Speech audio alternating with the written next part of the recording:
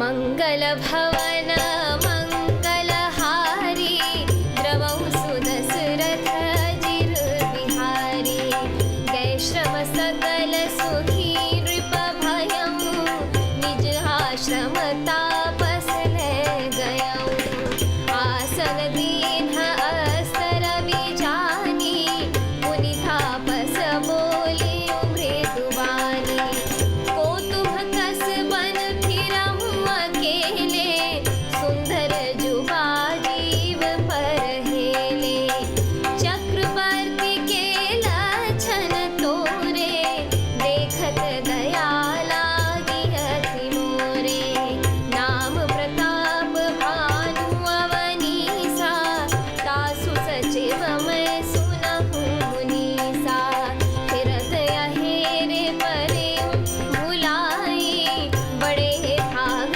देखे पद आई हम कह दुर्लभ दरस तुम्हारा जानत हो कछु फल हो निहारा कह मुनि तात भयउ अंधियारा जो जन सत्तरि नगरु तुम्हारा मंगल भवन अमंगल हारी द्रवौ सुदशरथ जिर बिहारी निशा घोर गंभीर बना पंथ न सुनहु सुजान बसहु आजु अस जानि तुम्हारा जाए हो मोद बिहान तुलसी जैसी भव सभ्यता तैसी मिलहि सहाई आपनु आवै ताहि पही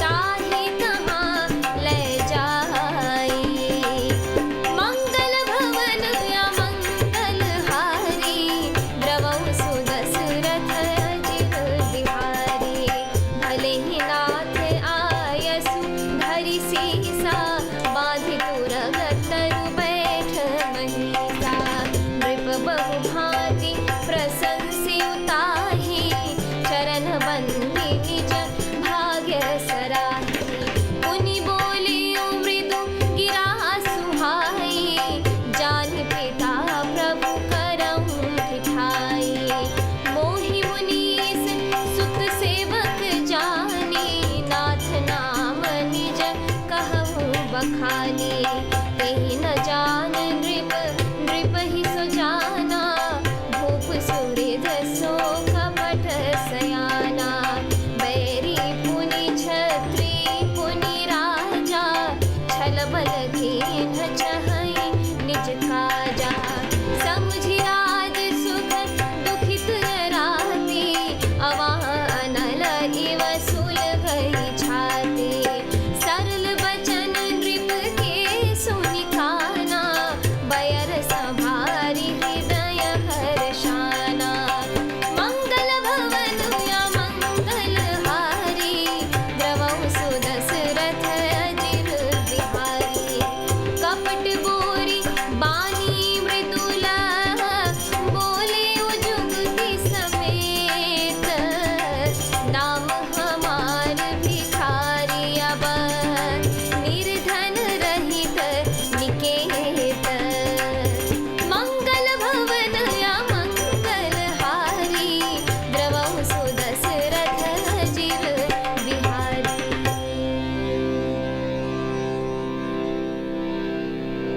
अर्थात सारी थकावट मिट गई, राजा सुखी हो गया। तब तपस्वी उसे अपने आश्रम में ले गया और सूर्यास्त का समय जानकर उसने राजा को बैठने के लिए आसन दिया। फिर वही तपस्वी कोमल वाणी से बोला, तुम कौन हो? सुंदर युवक होकर जीवन की परवाह ना करके वन में अकेले क्यों फिर रहे हो? तुम्हारे चक्रवर्ती राजा से लक्षण देखकर मुझे बड़ी दया आती है।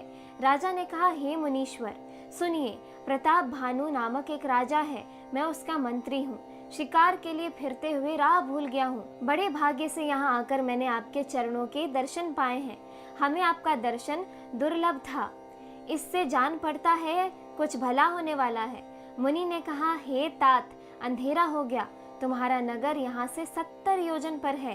हे सुजान सुनो, घोर अंधेरी की रात है, घना जंगल है, रास्ता नहीं है ऐसा समझकर तुम आज यहीं ठहर जाओ, सवेरा होते ही चले जाना। तुलसीदास जी कहते हैं, जैसी भवितव्यता यानी होनहार होती है वैसी ही सहायता मिल जाती है। या तो वह आप ही उसके पास आती है या उसको वहां ले जाती है। हे नाथ, बहुत अच्छा, ऐसा कहकर और उसकी आज्ञा सिर चढ़ाकर घोड़े को वृक्ष से बांधकर राजा बैठ गया। राजा ने उसकी बहुत प्रकार से प्रशंसा की और उसके चरणों की वंदना करके अपने भाग्य की सराहना की। फिर सुंदर कोमल वाणी से कहा, हे प्रभु, आपको पिता जानकर मैं ढिठाई करता हूँ। हे मुनीश्वर, मुझे अपना पुत्र और सेवक जानकर अपना नाम धाम विस्तार से बतलाइए।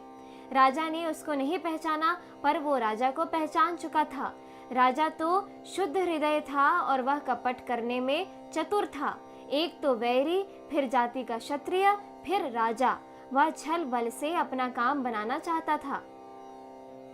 वह शत्रु अपने राज्य सुख को समझ करके स्मरण करके दुखी था। उसकी छाती कुम्हार के आंवे की आग की तरह भीतर ही भीतर सुलग रही थी। राजा के सरल वचन कान से सुनकर अपने वैर को याद कर वह हृदय में हर्षित हुआ। वह कपट में डुबोकर बड़ी युक्ति के साथ कोमल वाणी से बोला, अब हमारा नाम भिखारी है, क्योंकि हम निर्धन और अनिकेत यानी घर द्वारहीन हैं। इस एपिसोड में इतना ही। आगे की कथा सुनने के लिए कृपया मेरे YouTube चैनल को ज़रूर सब्सक्राइब कर लें। धन्यवाद।